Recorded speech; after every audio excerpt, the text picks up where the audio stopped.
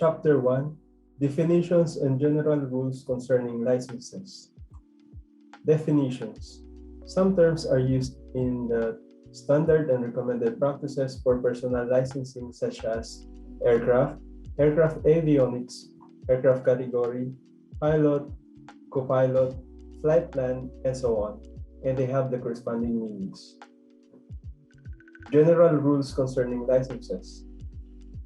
International standards and recommended practices are established for licensing the following personnel.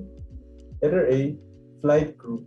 This includes private pilot, commercial pilot, glider pilot, flight navigator, and flight engineer. Letter B, other personnel, such as aircraft maintenance, air traffic controller, flight operations officer or flight dispatchers, and aeronautical station operator. General rules concerning licenses also covered the authority to act as a flight crew member, method of rendering a license valid, privileges of the holder of the license, medical fitness, validity of licenses, decrease in medical fitness, use of psychoactive substances, approved training and approved training organization, and language proficiency. For Chapter 2, the licenses and ratings for pilots. This chapter has been divided into A and B. So for A, the licenses and rating for pilots with 10 subparts from 2.1 to 2.10. For 2.1, the general rules concerning pilot licenses and rating. This subpart discusses the limitation of a pilot license when it comes to category ratings, class, and types, and also includes the requirement needed to achieve this following. For subpart 2.2, discussing all about student pilots, the student pilot cannot fly solo unless he met certain requirements such as Class 2, medical assessment, or unless under supervision with the authority. For subpart 2.3, 2.4, and 2.5, which is the private, commercial, and multi-crew pilot license, these subparts discuss almost the same requirements but with different standards. For example, the age required for private pilot license shall not be less than 17 years of age, while commercial and multi-crew pilot age requirement is not less than 18 years of age. For subpart 2.6 discusses the requirements for the issue of license appropriate to the aeroplane, helicopter, and powered lift categories, which also has the age requirement for at least 21 years old.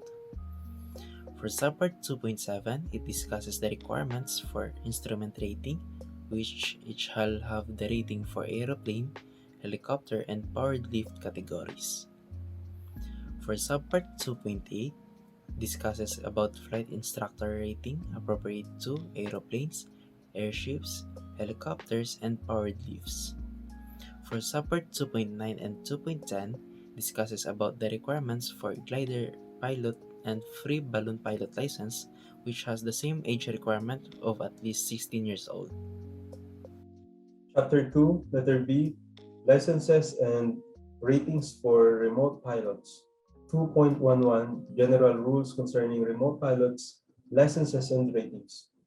A person shall not act either as remote pilot in command or as remote co-pilot of an RPA in any of the following RPA categories, unless that person is the holder of a remote pilot license issued in accordance with the provision of this chapter.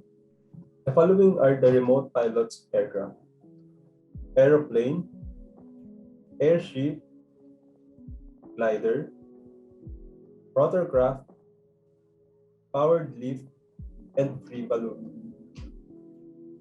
2.12, student remote pilot. A student remote pilot shall meet requirements prescribed by the contracting state concerned.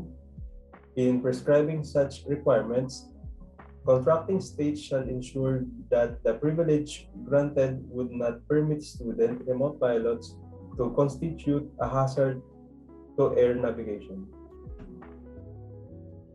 2.13 Remote Pilot License.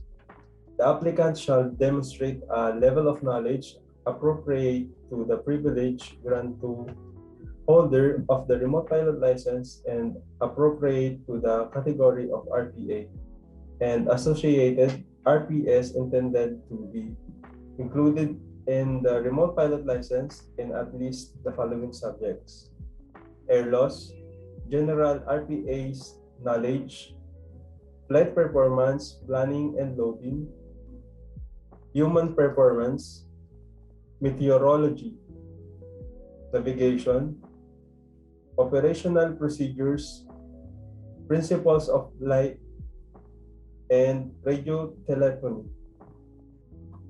2.14 RPAS Instructor Rating.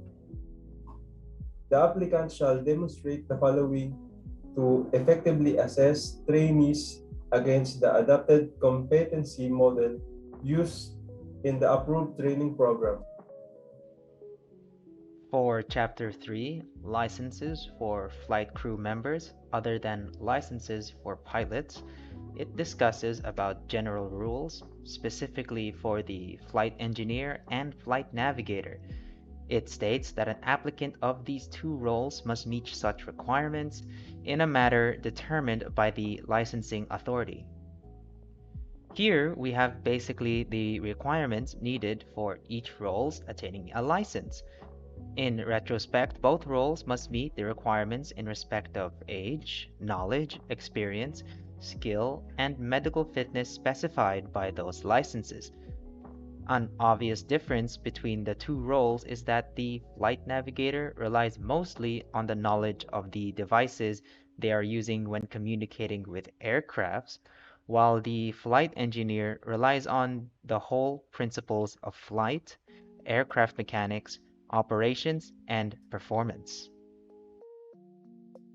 Moving on to the chapter 4, which focuses about the licenses and ratings for personnel other than flight crew members.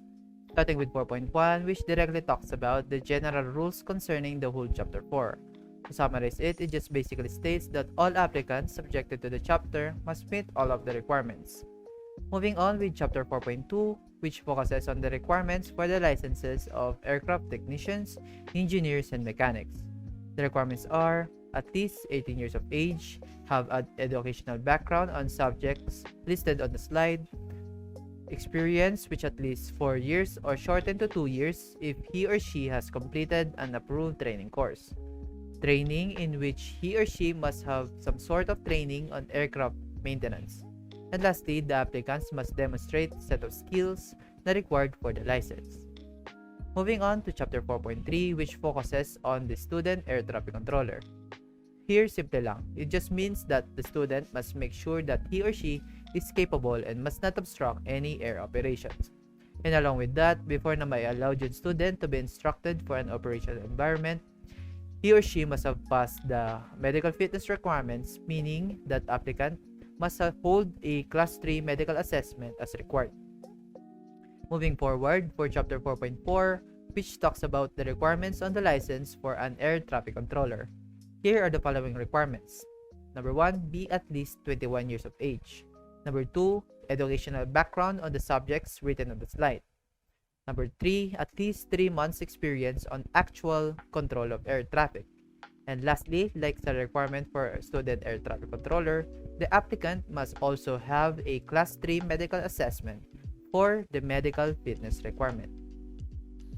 4.5 Air Traffic Control Ratings. For this part, we're going to talk about the categories and requirements. The categories is already stated on the slide, and there are others that are not mentioned, such as the Area Control Surveillance Rating, Area Control Procedure Rating, and etc.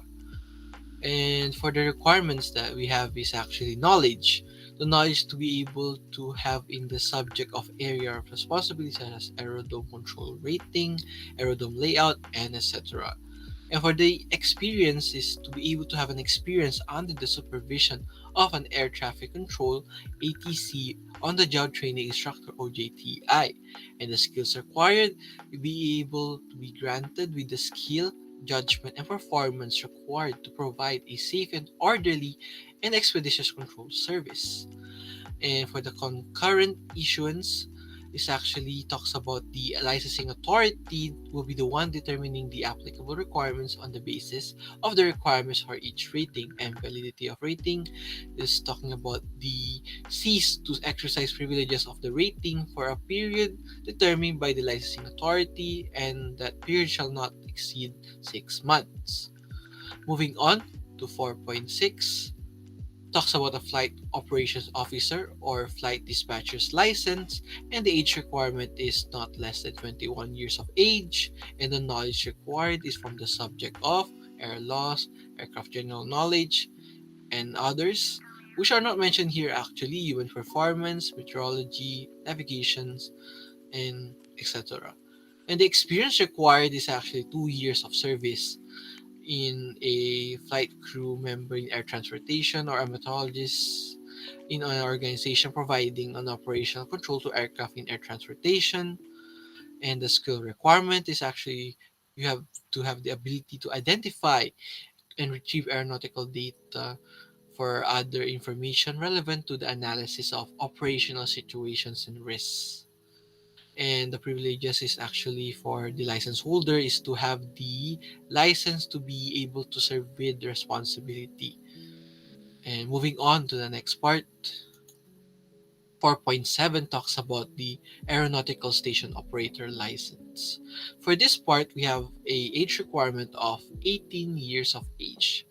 And it's supposed to be not less than 18 years of age, and the knowledge required is actually, um, for the general knowledge is to have air traffic service knowledge, and operational procedures talks about the radio telephony, telecommunications network, and physiology. And what was not mentioned was actually rules and regulations to be able to have the knowledge for this, as well as telecommunication equipment knowledge.